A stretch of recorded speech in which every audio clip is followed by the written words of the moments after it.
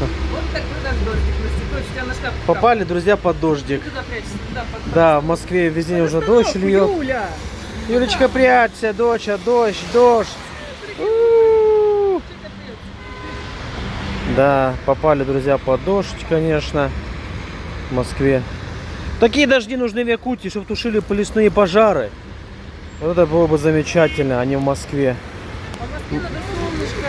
Да, да, в Москве дыма и так нет, пожаров нету. Говори так. Вот такие вот пирожки, друзья.